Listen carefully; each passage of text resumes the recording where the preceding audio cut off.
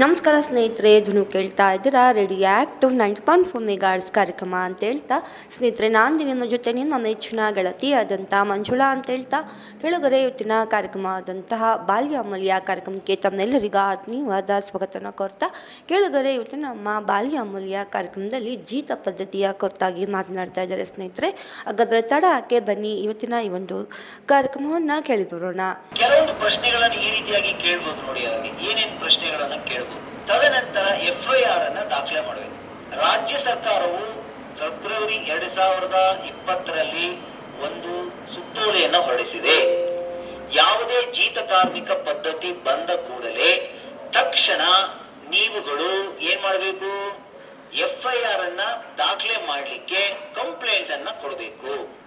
ಯಾರು ನೋಡಿದ್ರು ಅವ್ರು ಕಂಪ್ಲೇಂಟ್ ಕೊಟ್ಟಿದ ತಕ್ಷಣ ಏನಾಗುತ್ತೆ, FIR ದಾಖಲೆ ಮಾಡಬೇಕಾಗುತ್ತೆ. ಇದು ಎಲ್ಲಿ ಹೇಳುತ್ತೆ ಅಂತ ಹೇಳಿದ್ರೆ, ಈ ಎಲ್ಲ ನೋಡಿ ಇಲ್ಲಿ ಈ ಪುಸ್ತಕದಲ್ಲಿ ಹೇಳಿದೆ.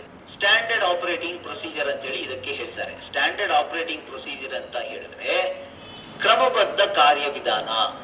ಈ ಕ್ರಮಬದ್ಧ ಕಾರ್ಯವಿಧಾನದಲ್ಲಿ ಸಂಪೂರ್ಣವಾಗಿ ಬಾಂಡೆಡ್ ಲೇಬರ್ ಅಂದ್ರೆ ಜೀತ ಕಾರ್ಮಿಕ ಪದ್ಧತಿ ಅಂದ್ರೆ ಏನು, ಈ ಕಾಯ್ದೆ ಏನ್ ಹೇಳುತ್ತೆ, ಈ ಕಾಯ್ದೆಯಲ್ಲಿ ಯಾವ ಕಲಮಲ್ಲಿ ಇದರ ಬಗ್ಗೆ ಹೇಳುತ್ತೆ, ಈ ಕಾಯ್ದೆಯ ಪ್ರಕಾರವಾಗಿ ಯಾರು ಜವಾಬ್ದಾರಿ, ಯಾರು ಇದರ ಜವಾಬ್ದಾರಿ ಹೊಣೆಗಾರಿಕೆಯನ್ನ ಅವರು ತೆಗೆದುಕೊಳ್ಬೇಕು, ಯಾರ ಹತ್ರ ಹೋಗ್ಬೇಕು, ರಕ್ಷಣೆ ಕಾರ್ಯಾಚರಣೆ ಹೇಗೆ ಮಾಡಬೇಕು, ಪುನರ್ವಸತಿ ಹೇಗೆ ಮಾಡಬೇಕು, ಪೊಲೀಸ್ ಪ್ರೊಸೀಜರ್ ಹೇಗೆ ಮಾಡಬೇಕು, ಕಾರ್ಮಿಕ ಅಧಿಕಾರಿಗಳು ಏನ್ ಮಾಡಬೇಕು, ಮಹಿಳಾ ಮತ್ತು ಮಕ್ಕಳ ಅಭಿವೃದ್ಧಿ ಇಲಾಖೆ ಅಧಿಕಾರಿಗಳು ಏನ್ ಮಾಡಬೇಕು, ಸಮಾಜ ಕಲ್ಯಾಣ ಇಲಾಖೆ ಅಧಿಕಾರಿಗಳು ಏನ್ ಮಾಡಬೇಕು, ಗ್ರಾಮೀಣಾಭಿವೃದ್ಧಿ ಅಧಿಕಾರಿಗಳು ಏನ್ ಮಾಡಬೇಕು, ಕಂದಾಯ ಇಲಾಖೆಯವರು ಏನ್ ಮಾಡಬೇಕು, ಎಲ್ಲ ಇಲಾಖೆಗಳ ಜವಾಬ್ದಾರಿಗಳು ಕೂಡ ಈ ಪುಸ್ತಕದಲ್ಲಿ ಬಹಳ ಸ್ಪಷ್ಟವಾಗಿ ಸಂಪೂರ್ಣವಾಗಿ ಬರೆಯಲ್ಪಟ್ಟಿದೆ.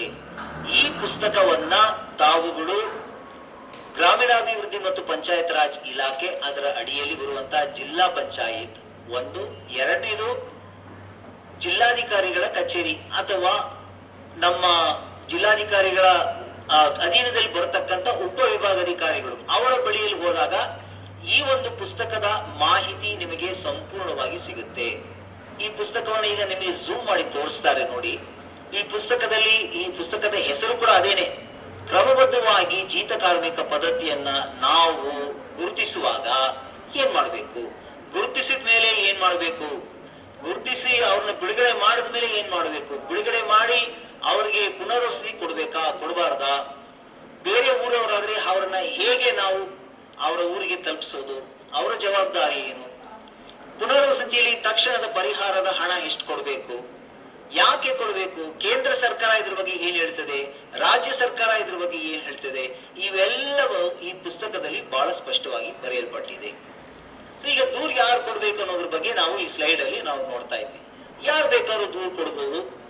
ಯಾರಿಗೆ ಕೊಡಬೇಕು, ಬಹಳ ಮುಖ್ಯವಾದಂತ ವಿಚಾರ ಏನಂದ್ರೆ, ಜೀತ ಕಾರ್ಮಿಕ ಪದ್ಧತಿಯನ್ನ ನಿರ್ಣಯ ಮಾಡಿ ಇವರು ಜೀತ ಕಾರ್ಮಿಕರು ಅಂತೇಳಿ ತೀರ್ಮಾನ ಮಾಡತಕ್ಕಂಥವ್ರು ಜೀತ ಕಾರ್ಮಿಕ ಪದ್ಧತಿ 1976ರ ನಿಯಮದ ಪ್ರಕಾರವಾಗಿ, ಕಾಯ್ದೆಯ ಪ್ರಕಾರವಾಗಿ, ಕಲಂ 10 ಅದರಲ್ಲಿ ಹೇಳುವ ಪ್ರಕಾರವಾಗಿ ಜಿಲ್ಲಾಧಿಕಾರಿಗಳು ಮತ್ತು ಅವರ ಅಧೀನ ಅಧಿಕಾರಿಗಳಾದಂತಹ ಉಪವಿಭಾಗಾಧಿಕಾರಿಗಳಿಗೆ ಸಂಪೂರ್ಣ ಅಧಿಕಾರ ಉಂಟು. ಬೇರೆ ಯಾರಿಗೂ ಈ ಅಧಿಕಾರ ಇಲ್ಲ.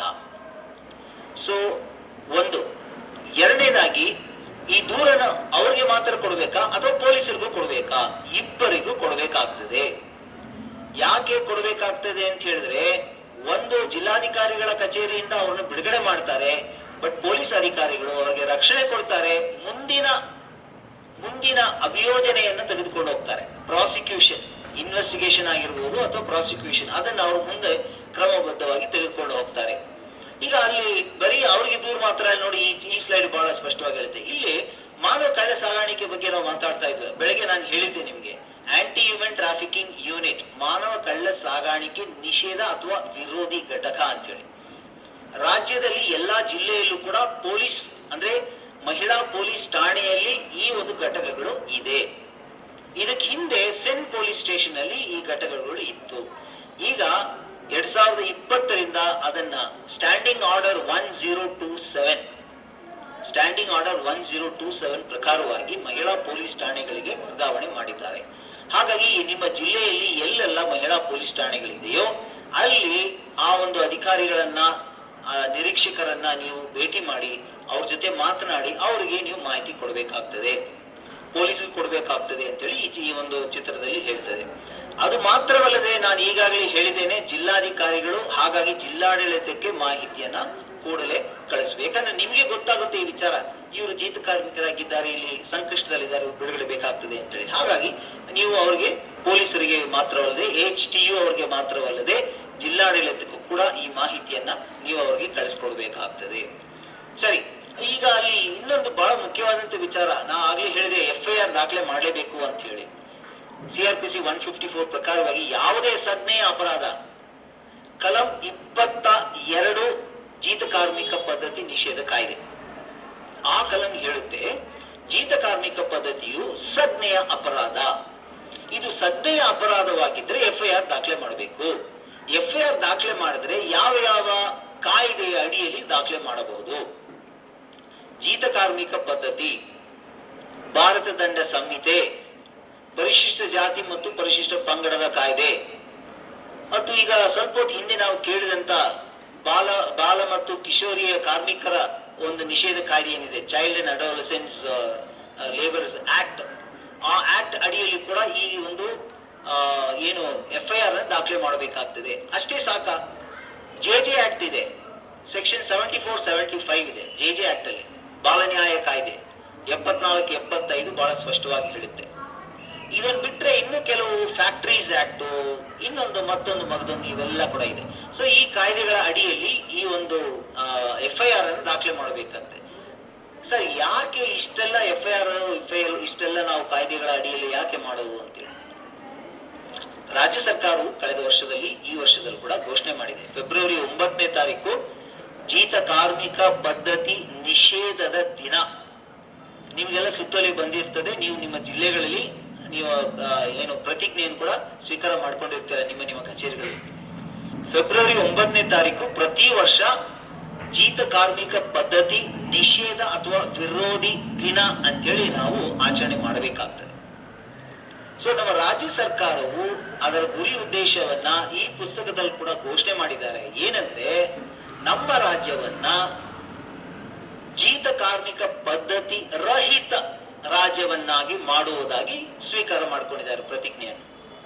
ಸೊ ಹಾಗೆ ನಮ್ಮ ರಾಜ್ಯವನ್ನ ಜೀತ ಕಾರ್ಮಿಕ ಪದ್ಧತಿ ರಹಿತ ರಾಜ್ಯವನ್ನಾಗಿ ಮಾಡಬೇಕಾದ್ರೆ ಈ ಎಲ್ಲ ಪ್ರಕ್ರಿಯೆಗಳು ಆಗ್ಬೇಕು, ಕಾನೂನಿನ ಪ್ರಕಾರವಾಗಿ ಕ್ರಮ ಆಗ್ಬೇಕು, ಅಭಿಯೋಜನೆ ನಡಿಬೇಕು, ಪ್ರಾಸಿಕ್ಯೂಷನ್ ಆಗ್ಬೇಕು. ಪ್ರಾಸಿಕ್ಯೂಷನ್ ಆಗಿಲ್ಲ ಅಂದ್ರೆ ಇದು ದಂಡನೆಯ ಅಪರಾಧ. ಸಂಜ್ಞೆಯ ಅಪರಾಧ ಅಂದ್ರೆ ದಂಡನೆಯ ಅಪರಾಧ. ಸಂಜ್ಞೆಯ ಅಪರಾಧ ಅಂದ್ರೆ ಶಿಕ್ಷೆ ಆಗ್ಲೇಬೇಕಾಗ್ತದೆ, ಶಿಕ್ಷಾರ್ಹ ರೂಪವಾಗಿ ಇದನ್ನು ನೋಡ್ಬೇಕಾಗ್ತದೆ. ಯಾಕಂದ್ರೆ ನಾವು ಬೆಳಗಿಂದ ನೋಡ್ತಾ ಇರ್ತಕ್ಕಂಥ ಮಾನವ ಕಳ್ಳ ಸಾಗಾಣಿಕೆ, ಲೈಂಗಿಕ ಶೋಷಣೆ, ಜೀತ ಕಾರ್ಮಿಕ ಪದ್ಧತಿ, ಬಾಲಕಾರ್ಮಿಕ ಪದ್ಧತಿ, ಮುಂದೆ ಬರುವಂತ ಏನು ಬಾಲ್ಯ ವಿವಾಹ, ಇವೆಲ್ಲವೂ ಕೂಡ ಸಂಜ್ಞೆಯ ಅಪರಾಧ. ಸಂಜ್ಞೆಯ ಅಪರಾಧ ಅಂದ್ರೆ ಅದಕ್ಕೆ ಜಾಮೀನ್ ಸಿಗಲ್ಲ. ಅವರು ಕಡಾಖಂಡಿತವಾಗಿ ಬೆಳಗ್ಗೆ ನಾವು ನೋಡಿದಂಗೆ ಕನಿಷ್ಠ 7 ವರ್ಷದಿಂದ 14 ವರ್ಷದವರೆಗೂ ಜೀವಾವಧಿ ಶಿಕ್ಷೆಯನ್ನ ಅನುಭವಿಸಬೇಕಾದಂತ ಒಂದು ಪರಿಸ್ಥಿತಿಯಲ್ಲಿದ್ದೇವೆ. ಬಾಂಡೆಡ್ ಲೇಬರ್ ಆಕ್ಟ್, ಜೀತ ಕಾರ್ಮಿಕ ಪದ್ಧತಿಯಲ್ಲಿ ಈ ಒಂದು ಕಲಂಗಳಿದೆ, 16, 17, 18. ಈ 3 ಸೆಕ್ಷನ್ಸ್ ಜೀತ ಕಾರ್ಮಿಕ ಪದ್ಧತಿಯ ಒಂದು ಕಾಯ್ದೆಯಲ್ಲಿ ಈ ಜೀತ ಕಾರ್ಮಿಕ ಪದ್ಧತಿಯನ್ನ ತಡೆ ಮಾಡ್ಲಿಕ್ಕೆ ಶಿಕ್ಷೆ ಕೊಡುವಂತ ಕಾಯ್ದೆ. 3 ವರ್ಷ ಇದೆ ಪ್ರತಿಯೊಂದು ಸೆಕ್ಷನ್ಗೂ, 3 ವರ್ಷ ಶಿಕ್ಷೆ ಕೊಡ್ತಕ್ಕಂಥದ್ದು. ಬಾಲ ನ್ಯಾಯ ಕಾಯ್ದೆಯಲ್ಲಿ 75 ನಾನು ಹೇಳಿದ್ದೀನಿ, ಅಲ್ಲೂ ಕೂಡ ಶಿಕ್ಷೆ ಕೊಡ್ಬೇಕಂತೇಳಿ. SC ಅಟ್ರಾಸಿಟಿ ಆಕ್ಟ್ ಅಂದ್ರೆ ಪರಿಶಿಷ್ಟ ಜಾತಿ ಮತ್ತು ಪರಿಶಿಷ್ಟ ಪಂಗಡದ ಒಂದು ಕಾಯ್ದೆ ಏನಿದೆ ಅದರ ಅಡಿಯಲ್ಲಿ ಕಲಂ 3, ಅದರಲ್ಲಿ 1, 6, 1, 11, 1, 15 ಇಷ್ಟು ಸೆಕ್ಷನ್ಸ್ ಇದೆ. ಇದು ಬೇಗಾರ್ ಅಂತೇಳಿ ನಾವೇನ್ ನೋಡ್ತೀವಿ IPC ಸೆಕ್ಷನ್ 370ರಲ್ಲಿ, ಅದರ ಅಡಿಯಲ್ಲಿ ಬರ್ತಕ್ಕಂಥ ಈ ಸೆಕ್ಷನ್. ಈ ಸಂಜ್ಞೆಯ ಅಪರಾಧವಾಗಿರ್ತಕ್ಕಂಥ ಈ ಒಂದು ಪ್ರಕ್ರಿಯೆಯಲ್ಲಿ ತಿದ್ದುಪಡಿ ಆಗಿರ್ತಕ್ಕಂಥದ್ದು ಏನಂದ್ರೆ, ಯಾವುದೇ ಪೊಲೀಸ್ ಅಧಿಕಾರಿಗಳು ಈ ಒಂದು ದೂರನ್ನ ಸ್ವೀಕಾರ ಮಾಡಿಕೊಂಡು ಅವರು ನೋಂದಣಿ ಮಾಡಲಿಲ್ಲ ಅಂದ್ರೆ ಅವ್ರ ಮೇಲೆ ಕ್ರಮ ಜರುಗಿಸಬಹುದು. 166A ಪ್ರಕಾರವಾಗಿ 6 ತಿಂಗಳಿಂದ 2 ವರ್ಷದವರೆಗೂ ಕಾರಾಗೃಹ ಶಿಕ್ಷೆ ಮತ್ತು ಜುಲ್ಮಾನೆ ಇವರು ದಾಖಲಿಸಲೇಬೇಕಾಗ್ತದೆ. ಇಲ್ಲ ಅಂದ್ರೆ ಅದು ಕಷ್ಟ ಆಗುತ್ತೆ. ನೋಡಿ, FIR ಯಾವ ರೀತಿ ದಾಖಲಿಸಿದ್ದಾರೆ ಅಂತ ಒಂದು ಉದಾಹರಣೆಯನ್ನು ಇಲ್ಲಿ ಹಾಕಿದ್ದೇವೆ. FIR ಅಲ್ಲಿ ಬೇರೆ ಬೇರೆ ಏನು ಸೆಕ್ಷನ್ಸ್ಗಳು, ಆ ವಿವರಣೆಗಳು ಎಲ್ಲ ಬರಬೇಕಾಗ್ತದೆ. ಇದು ನಿಮ್ಗೆ ಸುಮ್ಮನೆ ಒಂದು ಸ್ಯಾಂಪಲ್ ತೋರಿಸಿದೀವಿ ಅಷ್ಟೇ. ನೆಕ್ಸ್ಟ್ ಈಗ ಏನೇನ್ ಪ್ರಶ್ನೆಗಳನ್ನು ಕೇಳ್ಬೋದು ಕಾರ್ಯಾಚರಣೆಯಲ್ಲಿ, ದೂರು ಸ್ವೀಕರಣೆ ಮಾಡ್ತಿರಲ್ಲ, ದೂರು ಗೊತ್ತಾಯ್ತು, ಅವ್ರು ಹೇಗೆ ಅಲ್ಲಿ ಏನೇನ್ ಮಾಡ್ಬೇಕು, ಪ್ರೊಸೀಜರ್ ಏನ್ ಮಾಡ್ಬೇಕಂದಾಗ ಅವ್ರು ಏನ್ ಮಾಡ್ಬೇಕಂದ್ರೆ ವಿಚಾರಣೆಯ ಸ್ಥಳವನ್ನು ಸುತ್ತುವರಿಯೋದು. ಯಾವ ಸ್ಥಳದಲ್ಲಿ ಜನ ಇದ್ದಾರೋ ಅಲ್ಲಿ ಸುತ್ತುವರೆದು ಅವ್ರಿಗೆ ಪ್ರೊಟೆಕ್ಷನ್ ಕೊಟ್ಟು ಸುರಕ್ಷತೆಯನ್ನು ಕೊಟ್ಟು ಅಲ್ಲಿ ಪ್ರಶ್ನೆಯನ್ನು ಕೇಳಬೇಕು. ಕಾರ್ಮಿಕರನ್ನು ಅವರ ಅಪರಾಧಿಗಳಿಂದ ಪ್ರತ್ಯೇಕವಾಗಿ ಮಾಡಬೇಕು. ಕೆಲವು ಸಾರಿ ಏನಾಗುತ್ತೆ, ಅಪರಾಧಿಗಳು ಜೊತೆ ಇದ್ದಾಗ ಅವ್ರಿಗೆ ಇಂಟಿಮಿಡೇಟ್ ಮಾಡ್ತಾರೆ, ಪ್ರೇರೇಪಿಸ್ಬಿಡ್ತಾರೆ. ಅವ್ರಿಗೆ ಹೇಳ್ಬೇಡ, ನನ್ ಬಗ್ಗೆ ಏನ್ ಹೇಳೋದು, ಸಾಯಿಸ್ಬಿಡ್ತೀನಿ, ಕೊಲೆ ಮಾಡ್ಬಿಡ್ತೀನಿ, ಹಾಗೆ ಹೀಗೆ ಅಂತ ಬೆದರಿಸುವಂತ ಒಂದು ಪರಿಸ್ಥಿತಿ ಕೂಡ ಆಗ್ತದೆ. ಹಾಗಾಗಿ ಫಸ್ಟ್ ಅವರನ್ನು ಸುತ್ತುವರಿಸಬೇಕು. ಎರಡನೇದಾಗಿ ಅಪರಾಧಿಗಳನ್ನು ಕಾರ್ಮಿಕರನ್ನು ಬೇರೆ ಬೇರೆಯಾಗಿ ನಾವು ಮಾಡಬೇಕಾಗ್ತದೆ. ಮೂರನೇದಾಗಿ ಏನ್ ಹೇಳುತ್ತೆ ಅಂತೇಳಿ ನೋಡಿದಾಗ ಕಾರ್ಮಿಕರನ್ನು ಒಗ್ಗೂಡಿಸೋದು, ಎಲ್ಲ ಕಾರ್ಮಿಕರನ್ನು ಮಾತ್ರ ಅವರವರ ಕುಟುಂಬ ಸಮೇತವಾಗಿ ನಾವು ಒಗ್ಗೂಡಿಸ್ಬೇಕು. ಆಮೇಲೆ ಸಂಕ್ಷಿಪ್ತವಾಗಿ ವಿಚಾರಣೆ ಮಾಡಬೇಕು. 4-5 ಪ್ರಶ್ನೆ ಕೇಳಬೇಕು. ಏನಪ್ಪಾ ನಿಮ್ಗೆ ತೊಂದ್ರೆ, ಯಾವಾಗ ಬಂದ್ರಿ, ಎಲ್ಲಿಂದ ಬಂದ್ರಿ, ಏನಾದ್ರು ಮುಂಗಡವಾಗಿ ಹಣ ತಗೊಂಡಿದ್ದೀರಾ, ಸಂಬಳ ಸಿಗ್ತಾ ಇದೆಯಾ, ಸಾಕು. ಅಷ್ಟರಲ್ಲೇ ಗೊತ್ತಾಗುತ್ತೆ ಅವ್ರಿಗೆ ಏನಾದ್ರು ಸಮಸ್ಯೆ ಇದೆಯಾ ಇಲ್ವಾ ಅಂತ. ಈ ಪ್ರಶ್ನೆಗಳನ್ನ ನಾವು ಹಾಕಿದಾಗ ನಮಗೆ ಮಾಹಿತಿ ಗೊತ್ತಾಗುತ್ತೆ. ಆಮೇಲೆ ಅವ್ರನ್ನ ಕೆಲಸದ ಸ್ಥಳದಿಂದ ಪ್ರಯಾಣ ಮಾಡಿ ಕರ್ಕೊಂಡು ಹೋಗ್ಬೇಕಾಗಿರ್ತಕ್ಕಂಥ ಒಂದು ಪರಿಸ್ಥಿತಿ. ಒಂದು ದೃಶ್ಯ ತೋರಿಸ್ತೀನಿ ನೋಡಿ. ಇದು ನಮ್ಮ ಮಾಜಿ ಮಂತ್ರಿಗಳು ಬಚ್ಚೇಗೌಡರು ಒಂದು ರೆಸ್ಕ್ಯೂ ಅಲ್ಲಿ ಬಂದಿದ್ರು. ಪೊಲೀಸ್ ಅಧಿಕಾರಿಗಳು ಮತ್ತೆ ಅಲ್ಲಿ ಜೀತ ಕಾರ್ಮಿಕರಲ್ಲಿ ಇರತಕ್ಕಂಥದನ್ನ ಯಾವ ರೀತಿ ಗುರುತಿಸ್ತಾ ಇದ್ದಾರೆ ಅಂತ ನೋಡಿ. ಅವ್ರು ಗುರುತಿಸಿದಾಗ ಅವ್ರು ಹಾಕಿದಂತ ಪ್ರಶ್ನೆ ನೀನ್ ಹಾಕ್ತೀನಿ ನೋಡಿ. ಇಷ್ಟೇ ಪ್ರಶ್ನೆ ಹಾಕಿದ್ರು, ಅವ್ರಿಗೆ ಹೆಚ್ಚಾಗಿ ಪ್ರಶ್ನೆ ಹಾಕ್ಲಿಲ್ಲ. ನೀವು ಮುಂಗಡ ಹಣವನ್ನು ಪಡೆದಿದ್ದೀರಾ, ನೀವು ಪಡೆದಿರುವ ಮುಂಗಡ ಹಣವನ್ನು ಹಿಂದಿರುಗಿಸುವ, ನೀವು ಇಲ್ಲಿಂದ ಹಿಂದಿರ್ಸ್ಲಿಕ್ಕೆ ಆಗ್ತದೆಯೇ, ಇಲ್ಲಿಂದ ನೀವು ವಾಪಸ್ ಹೋಗ್ಲಿಕ್ಕೆ ಆಗ್ತದೆಯೇ, ಸ್ವಾತಂತ್ರ್ಯ ಇದೆಯೇ, ಬೇರೆ ಕಡೆ ಕೆಲಸ ಮಾಡ್ಲಿಕ್ಕೆ ನಿಮ್ಗೆ ಅವಕಾಶ ಇದೆಯೇ, ನಿಮ್ಮ ಸಂಬಳ ಎಷ್ಟು, ವೇತನ ಎಷ್ಟು ಅಂದ್ರೆ ಸಂಬಳ ಎಷ್ಟು, ಇಷ್ಟು ಪ್ರಶ್ನೆ ಕೇಳಿದ್ರೆ ಸಾಕು, ಅಲ್ಲಿ ಅವ್ರಿಗೆ ಮಾಹಿತಿ ಗೊತ್ತಾಗ್ತದೆ. ಆಮೇಲೆ ಏನ್ ಮಾಡ್ಬೇಕು, ಆ ಸ್ಥಳದಿಂದ ಅವ್ರನ್ನ ಬಿಡುಗಡೆ ಮಾಡಿ ವಾಪಸ್ ಕರ್ಕೊಂಡು ಬರ್ಬೇಕು. ಸಂತ್ರಸ್ತರ ರಕ್ಷಣೆ ನೋಡಿ, ದಯವಿಟ್ಟು ನೋಡಿ, ನಾನು ಹೇಳಿದಂಥದ್ದು ಅವ್ರ ಮನೆ ಹೆಂಗಿದೆ ನೋಡಿ. ಕೋಳಿ ಶೆಡ್ ಅಲ್ಲಿ ಇಟ್ಕೆಯಲ್ಲಿ 4 ಅಡಿ ಕೊಠಡಿಯನ್ನು ಕಟ್ಬಿಟ್ಟು ಅದ್ರ ಮೇಲೆ ಪ್ಲಾಸ್ಟಿಕ್ ಶೀಟ್ ಅನ್ನು ಹಾಕಿ ಮಳೆ ಬಂದ್ರು ಗಾಳಿ ಬಂದ್ರು ಅದರಲ್ಲಿ ಬದುಕಬೇಕು. ಮತ್ತು ಒಂದು ಸೀರೆಯನ್ನ ಅಲ್ಲಿ ನೇತಾಡಿಸಿದ್ದಾರೆ. ಅವ್ರ ಬಟ್ಟೆ ಬರಿ ನೋಡಿ ಒಡೆದೋಗಿರೋ, ಇದು ಉಪೇಂದ್ರ ಹಾಡ್ತಾನಲ್ಲ ಒಂದು ಹಾಡು, ಹಳೆ ಪಾತ್ರೆ ಖಾಲಿ ಬಾಟ್ಲು, ಏನ್ ಹಾಡು ನೋಡಿ, ಹಂಗೆ ಇದೆ. ಹಳೆ ಪಾತ್ರೆ ಖಾಲಿ ಬಾಟ್ಲು ತರಾನೇ ಇದೆ, ಸೈಕಲ್ ಚೈನ್ ತರ ಇದೆ. ಚಿತ್ರಾನ್ನ ಆಗ್ಬಿಟ್ಟಿದೆ ಅವ್ರ ಜೀವನವೆಲ್ಲ. ಅವ್ರಿಗೆ ಸಂಬಳನೂ ಇಲ್ಲ, ಊಟನೂ ಇಲ್ಲ, ವ್ಯವಸ್ಥೆನೂ ಇಲ್ಲ. ಹಾಗಾಗಿ ಈ ರೀತಿಯಾಗಿ ಅವರು ಅವಸ್ಥೆ ಪಡಬೇಕಾಗಿರ್ತಕ್ಕಂಥ. ಅಲ್ಲಿಂದ ಕರ್ಕೊಂಡ್ಬಂದು ಅಧಿಕಾರಿಗಳ ಜೊತೆ ವಿಚಾರಣೆ ಮಾಡಬೇಕು. ಯಾರು ವಿಚಾರಣೆ ಮಾಡೋದು, ವಿಚಾರಣಾಧಿಕಾರಿ ಯಾರು, ಕಲಂ 10 ಪ್ರಕಾರವಾಗಿ ಜಿಲ್ಲಾಧಿಕಾರಿಗಳು ಅಥವಾ ಅವರ ಅಧೀನ ಅಧಿಕಾರಿಯಾದಂತ ಉಪವಿಭಾಗಾಧಿಕಾರಿಗಳು. ಈಗ ಪ್ರತಿ ಜಿಲ್ಲೆಯಲ್ಲೂ ಜೀತ ಕಾರ್ಮಿಕರ ಒಂದು ನೋಡಲ್ ಅಧಿಕಾರಿಯಾಗಿ ಕಂದಾಯ ಇಲಾಖೆಯಲ್ಲಿ ಅಪರ ಜಿಲ್ಲಾಧಿಕಾರಿಗಳನ್ನ ನೇಮಿಸಿದ್ದಾರೆ. ಮತ್ತು ಜಿಲ್ಲಾ ಪಂಚಾಯತ್ ಉಪ ಕಾರ್ಯದರ್ಶಿ ಅಥವಾ ಪ್ರಾಜೆಕ್ಟ್ ಡೈರೆಕ್ಟರ್, ಯೋಜನಾ ನಿರ್ದೇಶಕರು, ಅವರಿಬ್ಬರಲ್ಲಿ ಯಾರಾದ್ರೂ ಒಬ್ಬರನ್ನ ಅಲ್ಲಿ ನೋಡಲ್ ಅಧಿಕಾರಿಯಾಗಿ ನಿರ್ಮಿಸಿದ್ದಾರೆ. ಸೊ ಅವರುಗಳು ಈ ಒಂದು ವಿಚಾರಣೆಗೆ ತಮ್ಮ ಏನು ಪ್ರಯತ್ನಗಳನ್ನ ಮಾಡಿ ಅಲ್ಲಿ ಅವ್ರಿಗೆ ಕೊಡಬೇಕಾದಂತ ವ್ಯವಸ್ಥೆಗಳನ್ನ ಮಾಡಿಕೊಡ್ಬೇಕಾಗ್ತದೆ. ಕೆಲವೊಂದು ಪ್ರಶ್ನೆಗಳನ್ನ ಈ ರೀತಿಯಾಗಿ ಕೇಳ್ಬೋದು ನೋಡಿ. ಅವ್ರಿಗೆ ಏನೇನ್ ಪ್ರಶ್ನೆಗಳನ್ನ ಕೇಳ್ಬೋದು, ನೀವು ಇವರಿಗೆ ಕೆಲಸ ಮಾಡೋದು ಹೇಗೆ ಬಂದ್ರಿ, ಈ ವ್ಯಕ್ತಿ ಹತ್ರ ಕೆಲಸ ಮಾಡ್ಲಿಕ್ಕೆ ನೀವ್ ಹೆಂಗ್ ಬಂದ್ರಪ್ಪ, ಯಾಕಪ್ಪ ನೀವು ಬಂದ್ರಿ, ನೀವು ಬಂದ ಸಮಯದಲ್ಲಿ ಏನ್ ಹೇಳಿದ್ರು, ಇವಾಗ ಏನ್ ಹೇಳ್ತಾ ಇದ್ದಾರೆ, ನೀವು ಪ್ರಯಾಣ ಮಾಡಿದ್ರಿ, ಹೆಂಗ್ ಪ್ರಯಾಣ ಮಾಡಿದ್ರಿ, ಎಲ್ಲಿಂದ ಪ್ರಯಾಣ ಮಾಡಿದ್ರಿ, ಯಾವ ರೀತಿ ಪ್ರಯಾಣ ಮಾಡಿದ್ರಿ, ರೈಲ್ ಅಲ್ಲ, ಬಸ್ ಅಲ್ಲ, ಗಾಡಿ ಅಲ್ಲ, ನೀವು ಬಂದಾಗ ಯಾರು ಭೇಟಿ ಆದ್ರು, ನಿಮ್ಮನ್ನ ಏನ್ ಹೇಳಿದ್ರು. ಸೊ ಅಲ್ಲಿ ನಮಗೆ ಸ್ವಲ್ಪ ಮಾಹಿತಿ ಗೊತ್ತಾಗುತ್ತೆ. ಎರಡನೇದಾಗಿ ಈ ರೀತಿಯಾದ ಪ್ರಶ್ನೆಗಳನ್ನು ಕೂಡ ಆಗ್ತದೆ. ನಿಮ್ಮ ಮಾಲೀಕರು ಯಾರು, ಎಷ್ಟು ಕಾಲದಿಂದ ಇಲ್ಲಿ ಬಂದ್ರಿ, ನೀವು ಏಕೆ ಅವರಿಗೆ ಕೆಲಸ ಮಾಡ್ತಿದ್ದೀರಾ, ಇವ್ರ ಹತ್ರನೇ ಕೆಲಸ ಮಾಡ್ಬೇಕಾಗಿರುವಂತ ಅವಶ್ಯಕತೆ ಇಲ್ಲ. ಎಷ್ಟು ಮುಂಗಡ ಹಣ ತಗೊಂಡಿದ್ದೀರಿ, ಹೆಂಗ್ ತಗೊಂಡ್ರಿ, ಕೈಯಲ್ಲಿ ತಗೊಂಡ್ರ, ಬೇರೊಬ್ರು ಕೊಟ್ರ, ಎಷ್ಟು ಸಂಬಳ ತಗೊಳ್ತಾ ಇದ್ದೀರಾ, ವಾರಕ್ಕ, ತಿಂಗಳಿಗ, ದಿನಕ್ಕ, ಒಬ್ಬರಿಗ, ಇಡೀ ಕುಟುಂಬಕ್ಕ. ಇನ್ನೂ ಕೆಲವು ಪ್ರಶ್ನೆಗಳನ್ನು ಕೂಡ ನಾವು ಈ ರೀತಿಯಾಗಿ ಹಾಕಬಹುದು. ಚಲನವಲನದ ಸ್ವಾತಂತ್ರ್ಯದ ಬಗ್ಗೆ ಮತ್ತು ಉದ್ಯೋಗ ಸ್ವಾತಂತ್ರ್ಯದ ಬಗ್ಗೆ, ನಿಂದನೆ ಮತ್ತು ಇತರೆ ವಿಚಾರಗಳ ಬಗ್ಗೆ ಕೆಲವೊಂದು ಪ್ರಶ್ನೆಗಳನ್ನು ಹಾಕಿದಾಗ ಅವರುಗಳು ಆ ಪ್ರಶ್ನೆಗಳನ್ನ ಕೇಳಿದ ಕೂಡಲೇ ಅವರಿಗೆ ಗೊತ್ತಾಗ್ತದೆ ಇದು ಜೀತ ಕಾರ್ಮಿಕ ಪದ್ಧತಿಯಾಗಿದೆಯಾ ಇಲ್ವಾ ಅಂತ. ಕೊನೆಯದಾಗಿ ಇನ್ನೂ 1-2-3 ವಿಚಾರ ಹೇಳಿ ನಾನು ಮುಗಿಸ್ತಾ ಇದ್ದೇನೆ. ಅವರ ಸ್ಥಳದಲ್ಲಿಯೇ ನಾವು ಎವಿಡೆನ್ಸ್ ಕಲೆಕ್ಟ್ ಮಾಡಬೇಕು. ಎವಿಡೆನ್ಸ್ ಅಂದ್ರೆ ಆಧಾರಗಳು, ಏನೇನು ಆಧಾರ ಇದೆ, ಏನೇನು ಪ್ರೂಫ್ ಇದೆ ಅಲ್ಲಿ, ಲೆಕ್ಕ ಪುಸ್ತಕ ಆಗಿರ್ಬೋದು ಅಥವಾ ಅಪರಾಧದ ದೃಶ್ಯಗಳಾಗಿರ್ಬೋದು, ಫೋಟೋಸ್, ವಿಡಿಯೋಸ್, ಅವ್ರಿಗೆ ಹೊಡೆದಿದ್ರೆ ಗಾಯ ಆಗಿದ್ರೆ ಈ ರೀತಿಯ ಕೆಲವು ದೃಶ್ಯಗಳನ್ನು. ಕೊನೆಯದಾಗಿ ಅವ್ರಿಗೆ ಏನ್ ಮಾಡ್ಬೇಕಂದ್ರೆ ಬಿಡುಗಡೆ ಪ್ರಮಾಣ ಪತ್ರವನ್ನ ಕೊಡಬೇಕು. ಬಿಡುಗಡೆ ಪ್ರಮಾಣ ಪತ್ರ ಏನಕ್ಕೆ ಕೊಡ್ಬೇಕಂದ್ರೆ ಸರ್ಕಾರದ ಸೌಲಭ್ಯಗಳು ಅವ್ರಿಗೆ ಸಿಗ್ಬೇಕಾದ್ರೆ ಬಿಡುಗಡೆ ಪ್ರಮಾಣ ಪತ್ರ ಇರಬೇಕು. ಬಿಡುಗಡೆ ಪ್ರಮಾಣ ಪತ್ರ ಇಲ್ಲದೆ ಯಾವುದೇ ಸೌಲಭ್ಯ ಸಿಗೋದಿಲ್ಲ. ಕಾಯ್ದೆ ಪ್ರಕಾರವಾಗಿ ಈಗ ಕೇಂದ್ರ ಸರ್ಕಾರ ಅವ್ರಿಗೆ ಹೇಳಿದ್ರೆ ಬಿಡುಗಡೆಯ ಪ್ರಮಾಣ ಪತ್ರ ಪಡೆದ ಪ್ರತಿಯೊಬ್ಬ ವ್ಯಕ್ತಿಗೂ 30,000 ರೂಪಾಯಿಗಳನ್ನು ಕೊಡಬೇಕಾಗ್ತದೆ. ಯಾರು ಕೊಡೋದು? ಜಿಲ್ಲಾಡಳಿತದ ವತಿಯಿಂದ 30,000 ರೂಪಾಯಿನ ಕೊಡ್ತಾ ಇದ್ದಾರೆ. ಈಗ ಬಿಡುಗಡೆ ಪ್ರಮಾಣ ಪತ್ರ ವಿತರಣೆ ಮಾಡಿದಂತ ಈ ಒಂದು ಚಿತ್ರವನ್ನ ತಾವು ನೋಡ್ಬೋದು. ಮಕ್ಕಳಿಗೂ ಕೊಟ್ಟಿದ್ದಾರೆ ನೋಡಿ. ಮಕ್ಕಳು ಇಲ್ಲ ಅಂತ ತಾವು ಹೇಳ್ತಾ ಇದ್ರಲ್ವಾ, ನಾವು ಮಕ್ಕಳಿಗೂ ಬಿಡುಗಡೆ ಪ್ರಮಾಣ ಕೊಟ್ಟಿದ್ದಾರೆ. ಪುನರ್ವಸತಿ ಬಹಳ ಮುಖ್ಯ. ಬಿಡುಗಡೆ ಪ್ರಮಾಣ ಪತ್ರ ಇಲ್ಲ ಅಂದ್ರೆ ಪುನರ್ವಸತಿ ಸಿಗೋದಿಲ್ಲ.